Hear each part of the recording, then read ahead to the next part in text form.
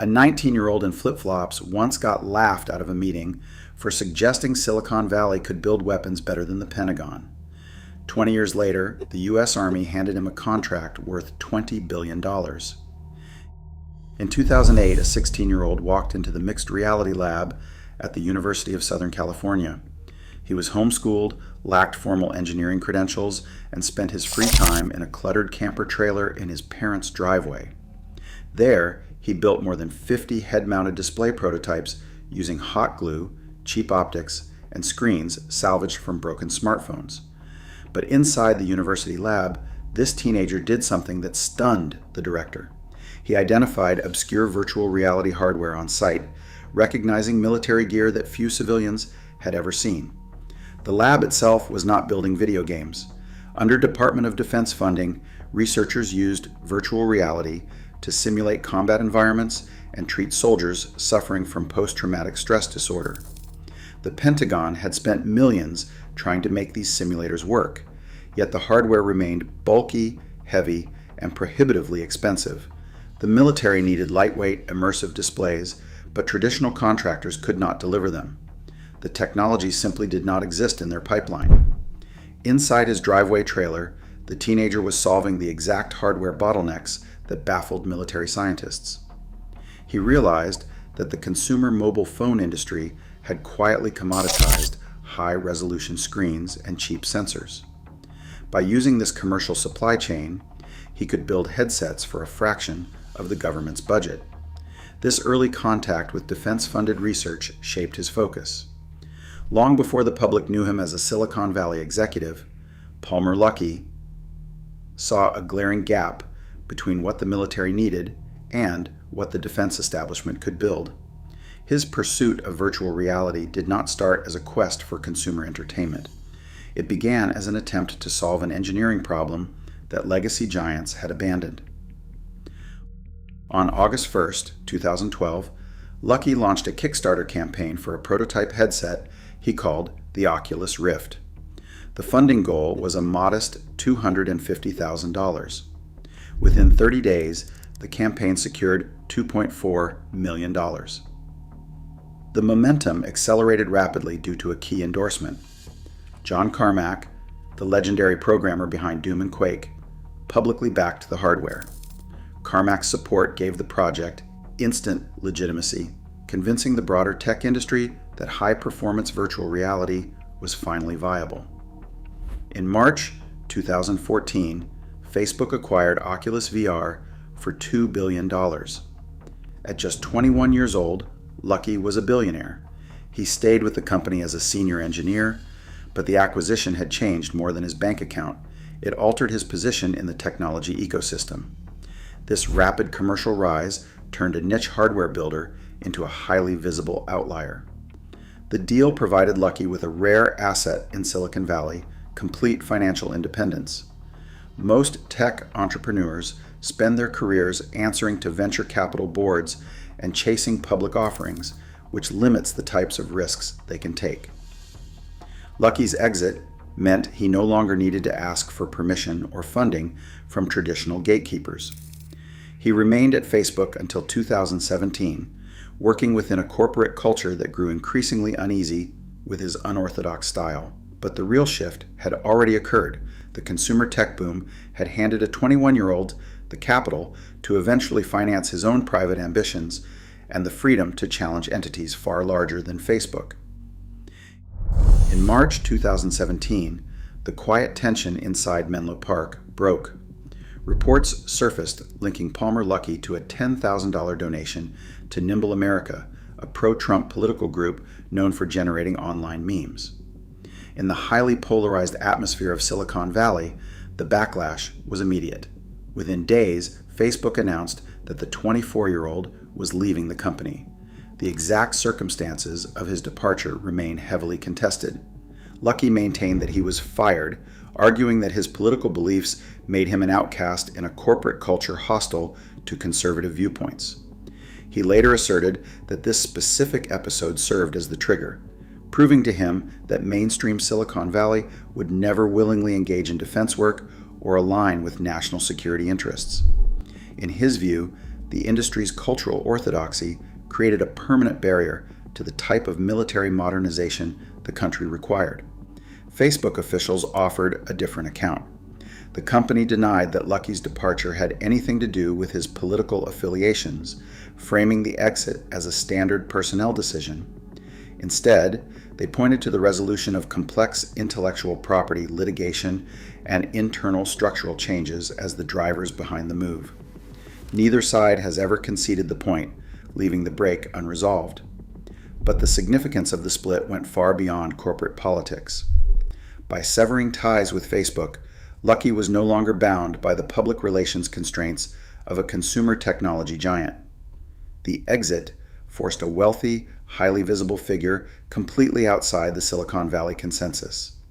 He was left with hundreds of millions of dollars, a deep skepticism of corporate tech culture, and a growing conviction that the next major conflict would not be won by social media companies. In June 2017, Palmer Luckey joined forces with a team of technologists who shared his frustration with Silicon Valley's political caution and the Pentagon's slow procurement system. Trey Stevens, a partner at Founders Fund, alongside Palantir alumni Brian Schimpf and Matt Grimm, and former Oculus executive Joseph Chen, came together to build a new kind of defense enterprise. They named the company Anduril, after the legendary sword in J.R.R. Tolkien's mythology, the blade that was broken and reforged to defend the free world. The company's core strategy rejected the traditional defense contracting model. For decades, established contractors like Lockheed Martin and Boeing operated under cost-plus arrangements. In these agreements, the government paid for research and development costs up front, adding a guaranteed profit margin on top. This model incentivized administrative bloat and schedule delays because higher costs and longer timelines directly increased a contractor's profit. Drawing on Stevens, Schimpf, and Grimm's background at Palantir, Anduril chose to operate as a product company. At Palantir, they had witnessed how difficult it was to sell software to a bureaucracy accustomed to buying concrete and steel. They realized that traditional contractors held the relationships but lacked the speed to write modern code. By funding their own research and development using private venture capital, Anduril could design military hardware and software on their own budget. Under this model, the government would only pay for finished, fully functional systems that proved their capability in the field. This approach stripped away years of government paperwork and planning cycles, allowing Anduril to build and iterate at high speed. It also meant Anduril absorbed every dollar of development risk without a guaranteed customer. To survive, this team of tech industry outsiders had to convince a tradition-bound military establishment to abandon its long-standing procurement habits and buy ready-made technology from a startup. Global military spending reached $2.7 trillion in 2024, according to the Stockholm International Peace Research Institute.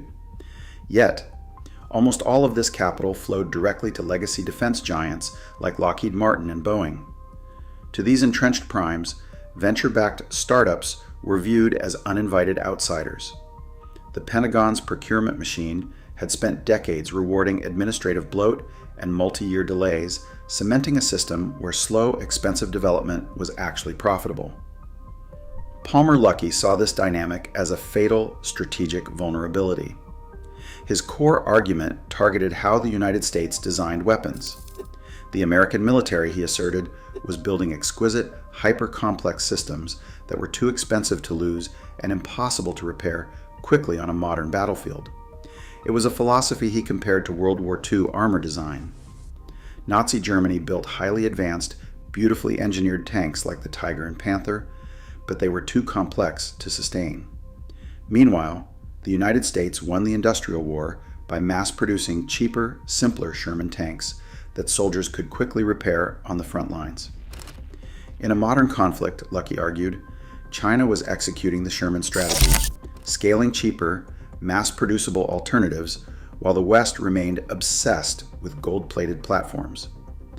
Anduril's design logic of speed and replaceability was built to disrupt this. Project concepts like the Fury Collaborative Combat Aircraft and the Ghost Shark Autonomous Undersea Vehicle were engineered as software. First, modular platforms designed to be spent in battle and replaced rapidly. Yet, disrupting an 80-year-old defense establishment is not simply an engineering problem. The Pentagon's entire budget process remains legally and culturally structured to acquire exquisite long-term platforms, leaving a deep structural tension. Can software-first startups actually scale? Or will the realities of military bureaucracy starve them out before their cheap weapons ever reach the line? By mid-2024, private markets valued Anduril at roughly $20 billion. Less than 12 months later, in mid-2025, that valuation climbed to $30.5 billion, anchored by a $2.5 billion funding round led by Founders Fund. The checks grew larger because the military's buying habits were starting to change. In March 2026, the United States Army signed a 10-year enterprise contract with Anduril worth up to $20 billion. This was not a temporary trial. The agreement consolidated more than 120 separate, scattered agreements across the military into a single procurement vehicle. With this single decision, the Pentagon moved the startup out of the experimental sandbox and treated it as a repeatable, long-term supplier of military hardware. The financial markets reacted immediately. The same week the Army deal was announced, reports surfaced that Anduril was closing a new funding round that would value the company at nearly $60 billion.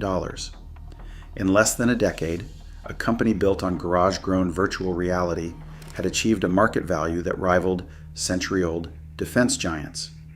Yet, this convergence of capital and state power did not represent a unified front across the technology industry. That same month, a public dispute between the Department of Defense and artificial intelligence startup Anthropic exposed a deep cultural division. When the Pentagon tried to strip out contractual safeguards that prevented Anthropic's Claude models from being used in autonomous weapons, the tech firm refused. The military responded by designating Anthropic as a supply chain risk, threatening to invoke the Defense Production Act to force compliance. The clash made one reality clear. While Anduril demonstrated that immense wealth waited for tech companies willing to build weapons, a significant portion of the software industry remained resolutely resistant to military work. The capital was flowing, but the culture remained divided. In May 2026, a $5 billion funding round, led by Thrive Capital and Andreessen Horowitz, pushed Anduril's valuation to $61 billion. This massive influx of capital was not destined for code repositories or virtual reality headsets.